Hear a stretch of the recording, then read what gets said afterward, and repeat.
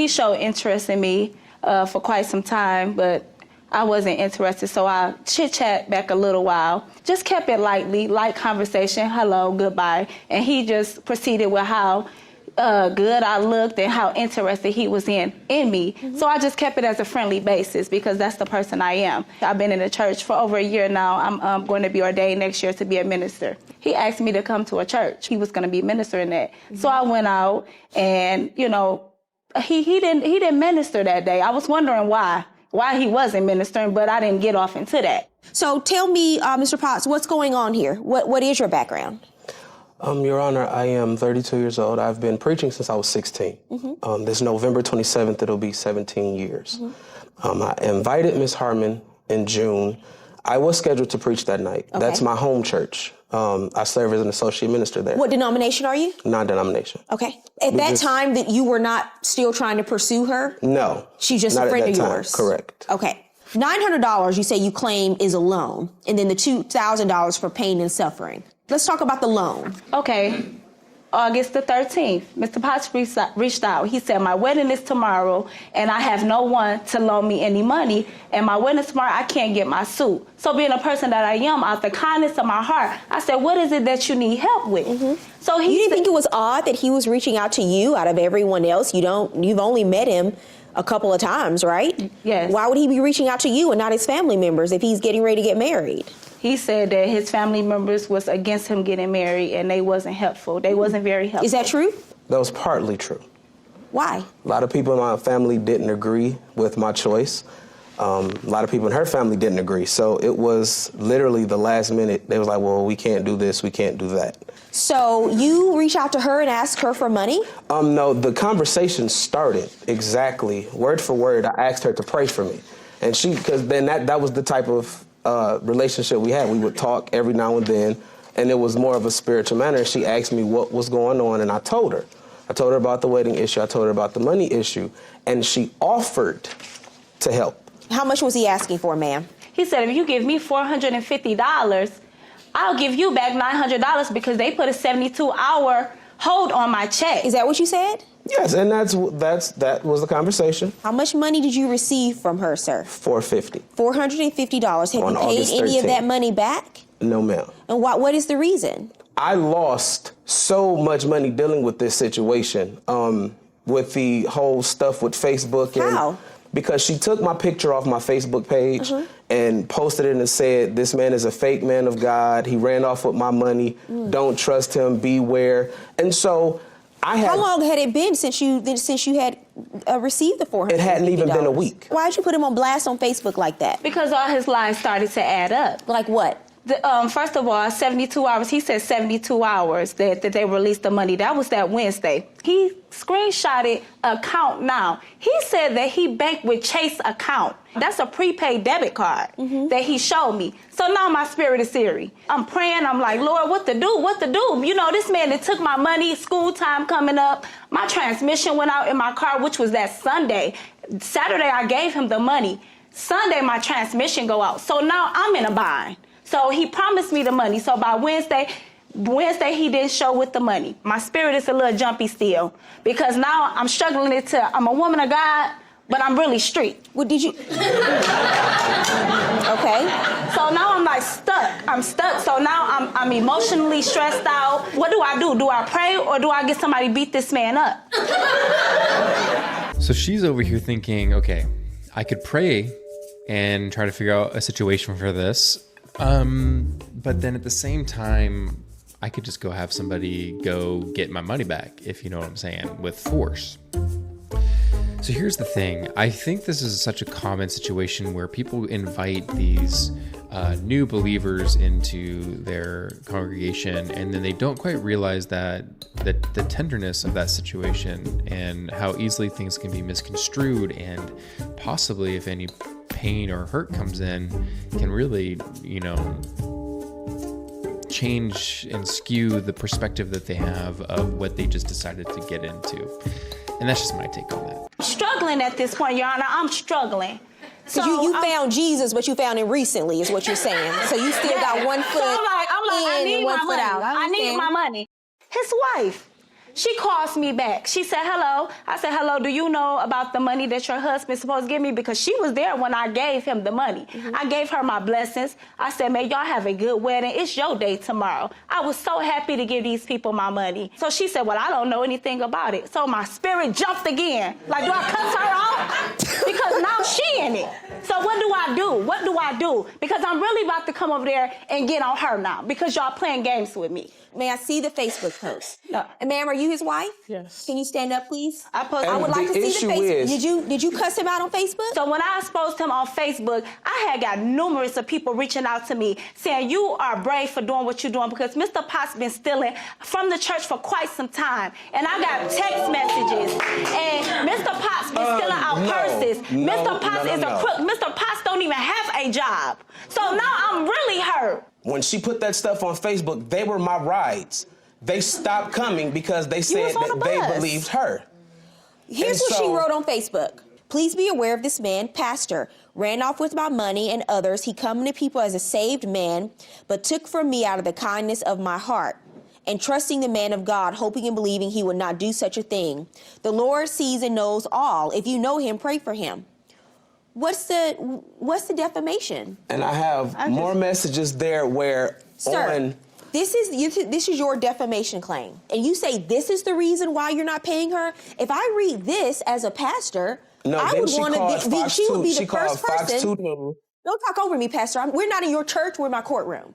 That was not negative or harsh at all. In fact, that was very loving and very Christian, if you will, that she made that post as a warning, but also kind of like, we need to, pray for him and stuff.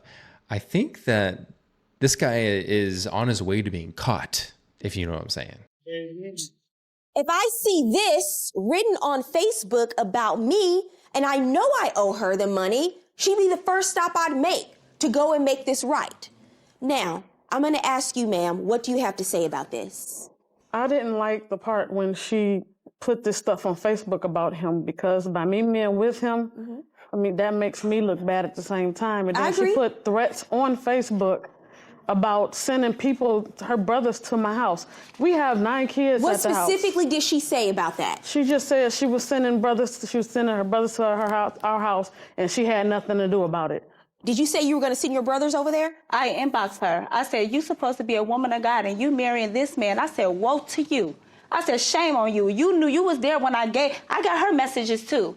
I said, you was there when I handed you guys the money. I said, my family is not pleased with this. And if my brothers come to your house, it's out of my hands. I'm safe, but my family is not.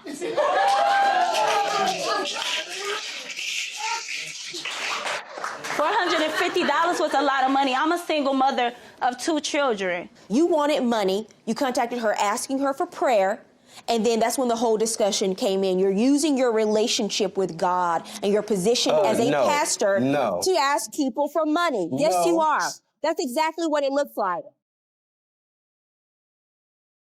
Every single time we have a case like this, it ends up being she didn't want to come get it. As if you have it, but now this person is so upset. Now it's her responsibility to track you down to get her money? No. There's FedEx. There's the post office. You don't have to see her. You don't have to talk to her. You can send her a MoneyGram. There are many ways you can get her money if you really want to. But you're going to get it to her today. So judgment in this case is for the plaintiff. It's $900. That's the agreement you made. That's what you pay. $900 judgment for the plaintiff. Your counterclaim is dismissed.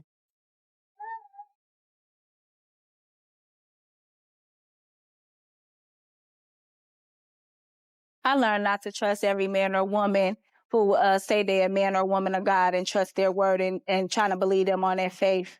I believe it was biased in a certain way.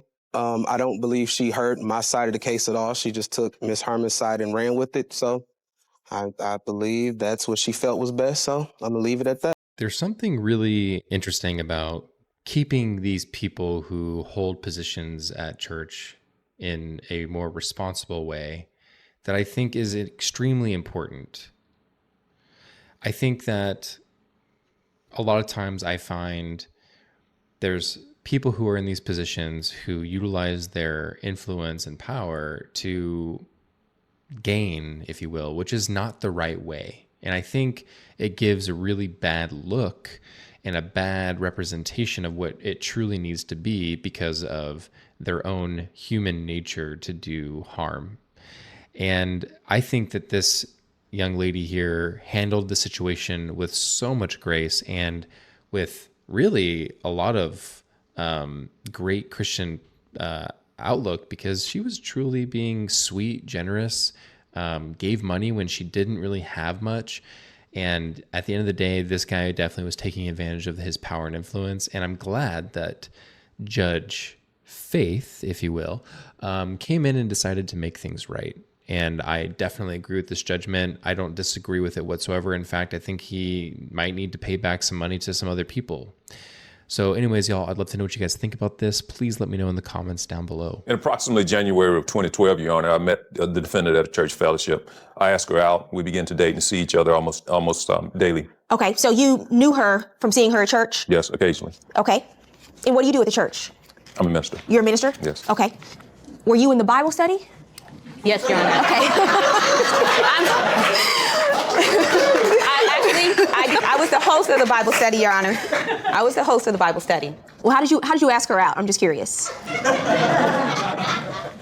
Well, based on the dynamics that were taking place at the time, we communicated verbally during certain sessions, during the church session. And so I just decided she was an attractive woman. I asked if she would like to go out.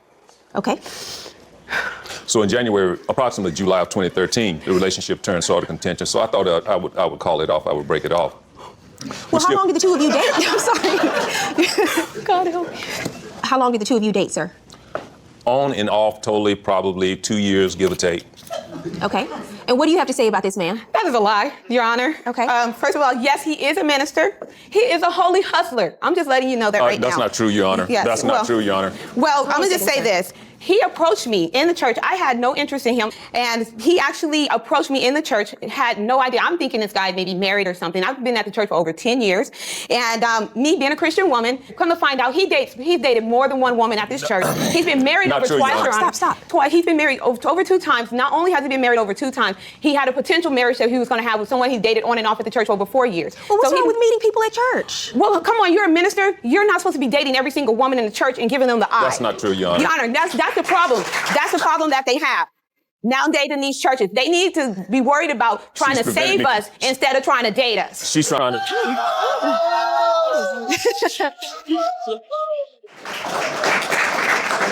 She's trying to save her bank account and keep from paying me what she's trying to keep from doing. Bank account. Okay, it's not so, even that much money. ma'am, stop. Oh, my Stop. Lord. Your Honor, in approximately July of 2013, these are approximate dates, the relationship turned sort of contentious. So So the two of you weren't getting along? like to raise a voice at me, as you can see. Well, were you dating other women in the church? Not while I was dating her, no. Okay. So as I was about to say, That's not true, Your Honor. we still communicated. We were still amicable with each other. She would call me once or twice a week to borrow my drill, borrow my tent, sometimes my truck, and occasionally I would go by her house to fax certain materials, to use her fax machine. Your Honor, can I speak? Stop. So, no. I will give you an opportunity to respond, Okay. So, but you got to calm down. So- All right. So wait. Hold on a second. Go back. Would you still see her in church? yes, I would see her occasionally. And that wasn't awkward for you? No, because we were no longer continuing on with the relationship. Because we weren't, I began to see someone else. Well, she took it upon herself to call this lady and tell her that I was seeing her, and that wasn't the case. That Someone wasn't else true. at the church? Someone else in the church. After I was seeing her, and she told her that I was still seeing her at the same time, and that wasn't the case. Well, this other person became angry and severed their relationship. So about how many women have you dated in the church? I'm just curious. Oh boy, that is a trap. Do not answer that question if you're trying to, make yourself look like at least a somewhat decent minister in this situation. But if you don't care, then answer the question. But my advice to you is do not answer this. Several. 2, maybe 3. I remind you that you're a minister, sir. Honesty. So, And you're in a court of law. So that's a Correct. double whammy for you. right. Under oath. So approximately January 2013. No, I was waiting for the answer to my question. I'm sorry. Approximately how many? About 2, maybe 3. Okay. All right, Okay. go ahead. So in approximately January of 2014, I had tickets to a concert, and I asked her if she wanted to go with me. Again, she was communicating with me. I called me once or twice a week. She wanted to borrow my truck, wanted to borrow my drill or whatever, and we were about 2 minutes driving time. So the other lady severed the relationship because of what she had did. And so I asked her if she wanted to go to the concert with me. And so we went to the concert. As time progressed, in April of 2014, She wanted to move from her grandmother's house into her own place. She asked me if another friend of hers wouldn't loan her money or didn't loan her the money or whatever, would I be able to loan it to her? And I said, well, get with that person first and see if they can do it, if you see how much you can get from them, and then maybe I can loan you the balance. And you say this was a loan, not a gift. That was a loan. While he was Okay. dating me? And she said... So the two of you were not dating at that time, sir? No. At the time you gave her, you said you loaned her the money, the two of you were not dating? Under oath. No. Under oath. And Minister. So you loaned her this money for an apartment? That's correct. Okay. All right, let me hear from her. You look like you're about to blow over there. Blow, like seriously. What's going the on? thing is, I don't have a temper, first of all. I am actually very Negative. confident. Not Okay, true. you got to listen. Same rule applies to you that applied to her, okay? All right. I do not blow, Your Honor. I actually am over the church. Forgive me. He got me riled up. Well, you wrote a bunch of notes. Go. Yeah, I get your wrote a notes. bunch of notes. But however, not only did I host for him, the pastor would not have me hosting over 100 people at the church, coming in of all ethnicities, Your Honor. Everyone coming in at this church, and they're trusting me to be over these people. And I have their names, their addresses, their phone, their personal information that they've given to the church, and I'm checking them in. I'm making sure that the attendance is proper. I'm calling them to check on them if they haven't shown up. Things like that. If a person with a temper, the church would not have them over something like that. How large is this church? How many members?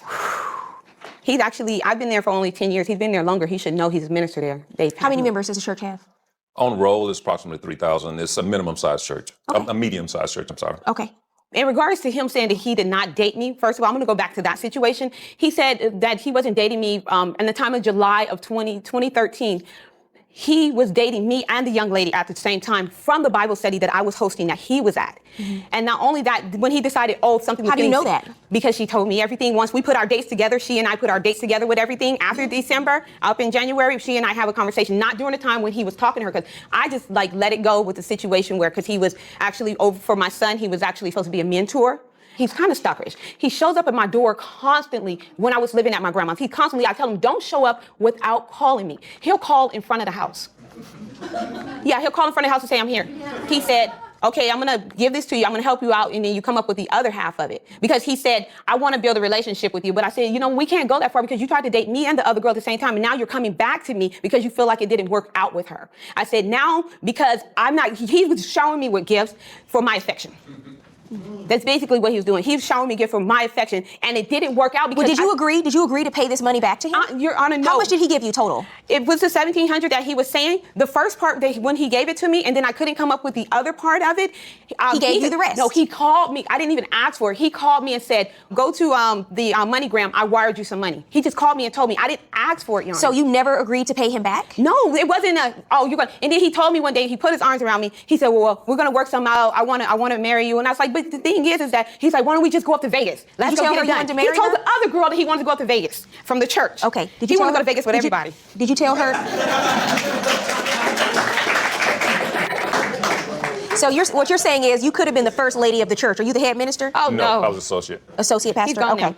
I have a text message here where she responded to the fact that we were going to meet and talk about a payment option. I did not give her $1,800. I did not shower her with anything. I helped her when she needed help. I asked for me to help her, which was quite frequently. Look, just give me half of it back because we're going to work out something together. That's exactly what he told me. Those were his words. He said, we'll work out something together. Just when you get a chance to, just give it back to me. I know you just started working. You got your kids and everything. So you agreed to pay him back? I didn't say anything. I did not say yes. I did not say no. But in regards to text messages, I said, look, I'll try to do what I can. Your testimony is kind of changing now because Okay. prior to these text messages, Yes. you can put your hand down, Pastor, please. Prior to these text messages, you said clearly he was showering you with gifts, and now you're telling me that there was a discussion about you paying him back. That's when I told him the relationship I wasn't going to wasn't work. showering her with anything. Whatever the situation is, I cannot do this anymore. You're making me very uncomfortable. You're constantly showing up at my door unannounced after I've asked you This was repeatedly. before or after he gave you the money? After. Okay, so why don't you just pay him back at that point if you think he's stalking you? Well, at that time, I did not pay him back because he didn't say, I want you to pay me back. When he found out that we weren't going to have a relationship, that's when he said, I want you to pay me back. From this message, it appears that you're agreeing to work out a payment plan with him to pay him this money back. When I said okay to him, it's because he said, pay me back only half of it. He said, because I gave you the rest. And I have proof right here. When he first filed it, it says right here, gave, Your Honor. May I see that? It says gave. What is that? What is this? That's the half of it that he gave and the other half that he wired that I told him I would try to pay him back on it. And I guess he showered me with gifts. Yes, he took me places. He took me to 2 concerts. He took me to the beach constantly. Who wouldn't want to take me to the beach if I'm wearing a bikini and you're a minister and you're not going to sleep with me? I'm just being honest.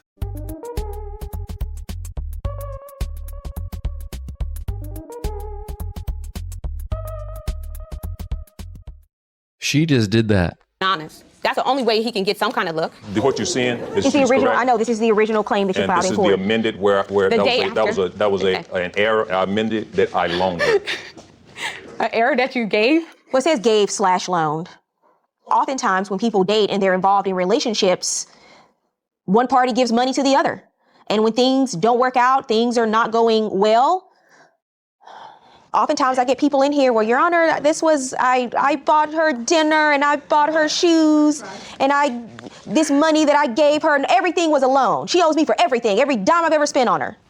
And I have to sort these things out. I think this text message just shows at some point you do ask for this money back. The question in my mind is, was that the agreement when you gave it to her, or did this only come up later down the road? 4 months later, you're asking her about a payment plan for the money. 4 months later. No, it's not that I'm just asking her verbally. I've been communicating. This is your evidence that you just provided to me. 4 months later, you said, when was she expected to pay you this money back? 4 months later, there's the first text message I see where you're talking to her about a payment plan. No. Is it because the relationship didn't work out? No, not at all. I broke the relationship off with her. You say you're a lady from the church. So I'm going to ask you again, if prior to him giving you this money, you had a discussion with him about paying him back. Was that the understanding when you received this money that you were supposed to pay him back? The understanding on the initial first 800 and something, he said if you could get the money from the guy, he said, yeah, you can pay me back. But he said this down the line when we were sitting there talking. He was like, oh, only pay me half of it back. Did you ever say to her, don't worry about paying back any of the money? Not at all. Not at all. As a matter of fact, Your Honor, we were emphatic on each wire, me submitting that money to her. I'm not convinced. I'm not convinced that this wasn't because I hear everything you're saying, but when you come into court, it's about proof, and you have the burden of proof. But no, prior to then, I was calling her and communicating with her by way of telephone. I need evidence. I'm not convinced. He was very upset with me for not showing up to his new church also, Your Honor. I mean, you got upset with me. That's all lies. You said, why don't you have time? I'm done talking. What's your counterclaim about?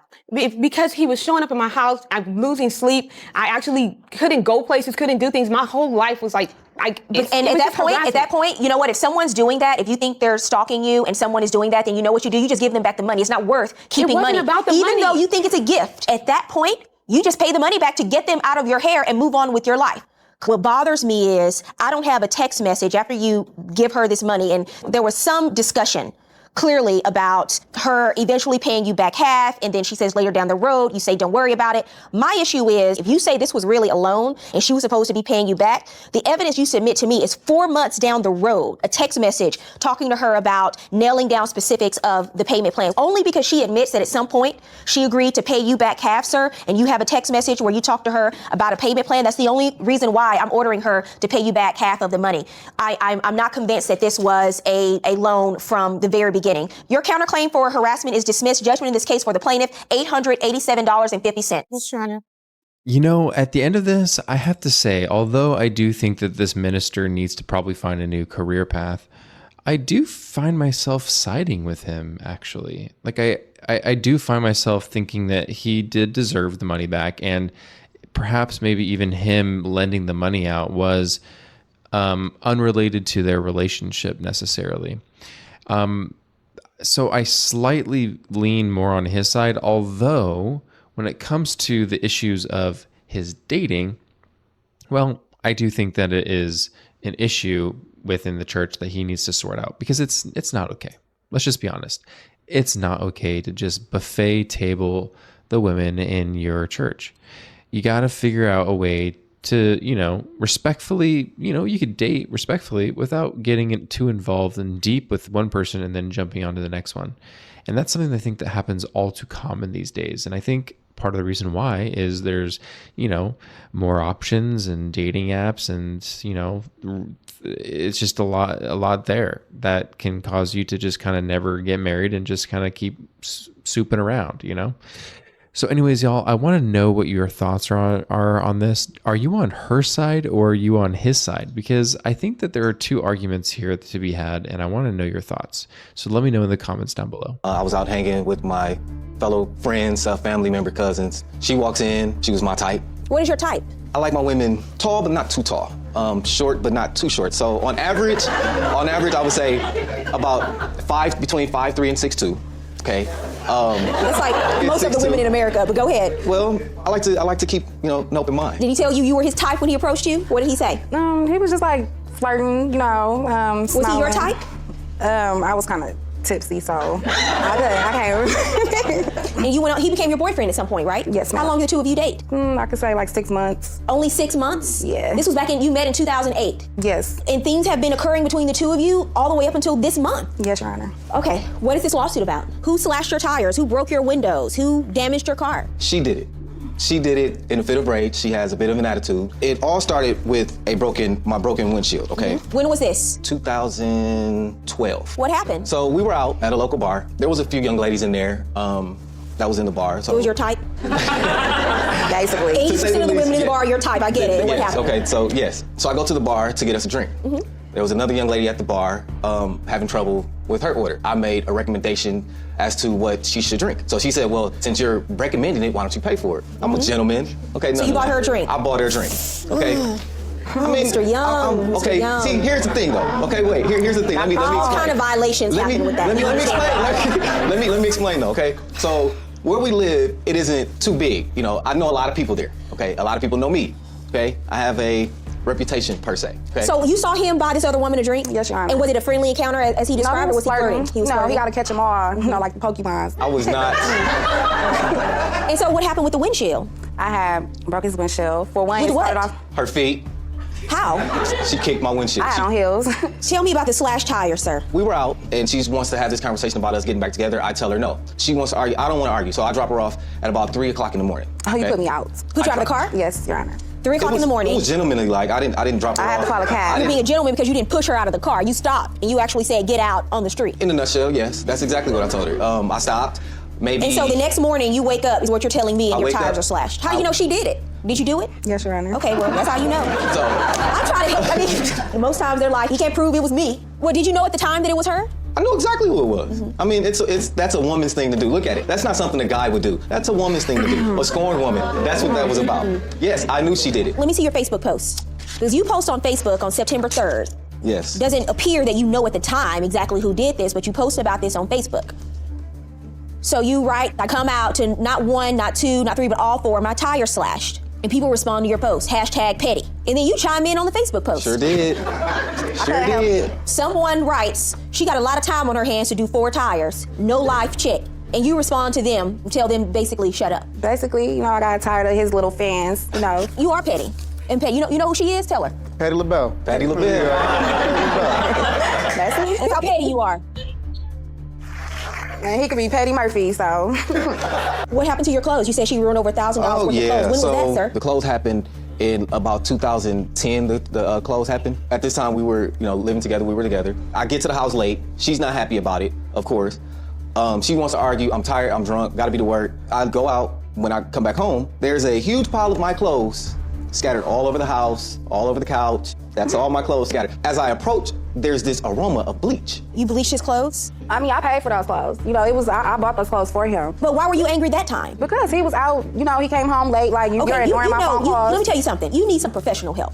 You really do. You just go off, and you're so vindictive. And you say he's cheating, he's doing all these other things. You only have one choice when someone cheats. There's really only one thing you can do, and that's leave. You can't change people. And then you're silly. Right? Because this happened in 2010. Yes. It should only take one time for her to flip out for you to know this is not good for me. Because now you're in this cycle of every year something's happening. She's slashing your tires. She's damaging your car. She's pouring bleach on your clothes. What's wrong with you? Look at her. I mean, she's beautiful. I mean, like I said, so there are a lot of beautiful women in the world who are not crazy and vindictive. Right. I agree. But she holds. What is her that? own. Okay, What so is that? these are a pair of my work khakis. As you can see, she's cut them up. Okay, she's bleached them. Not only did she bleach them, but she cut the seats out of my pants. So she leaves a note that states, now you're literally assed out on my pants, okay? It's not funny at all. Let me see the other photos of damages to the car. So, just recently, No, you threw a brick through the windshield? the back windshield, yes. I bust the windows out your car. See, it's she thinks it's funny, but it's really not funny. She thinks she's justified in doing what she does when you make her angry, even though you may be wrong, maybe you're cheating, maybe you're flirting. Again, you only have one choice, and that is to leave. But you can't destroy people's property. It just makes you look crazy. I try to give him the benefit of the doubt, No, you and try don't. to, How? When? by giving him another chance, because he try to, we gonna work it out, I love her. I do. I absolutely love her. That's crazy. Okay. I give you that. That is the very definition of insanity, is keep doing the same thing expecting different results. She's not gonna change unless she gets some professional help, because I think you need it. I think everybody could change. Really? How's that worked out for you the past 6 years? Not too well. Every time she damages something, you know what you say to yourself? You know what? She's gonna change. I'll be all right. What do you want to say, Warren? I go to a lot of calls. This is cycle of violence. It's not going to get any better. That's what Judge Faith is trying to explain to you. She knows the wrong she's doing. You're enabling her to do it. And then, God forbid, I would hate to see something worse happen to you. You get hurt. You got to go, because this isn't going to end well. I promise you it's not going to end well. Based on everything submitted and the value of the property, you admit to you've destroyed. There's a total judgment in the plaintiff's favor of $2,956. Judgment for the plaintiff.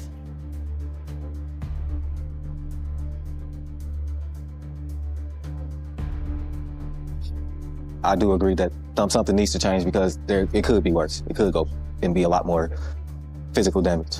It's over. I'm done with that. He can go find somebody else. Like, I'm okay. I'm cool. This was an interesting case because it's someone who's clearly kind of a little flirty with, the other ladies, and someone who's just got a lot of anger problems and just can't leave him if she doesn't trust him.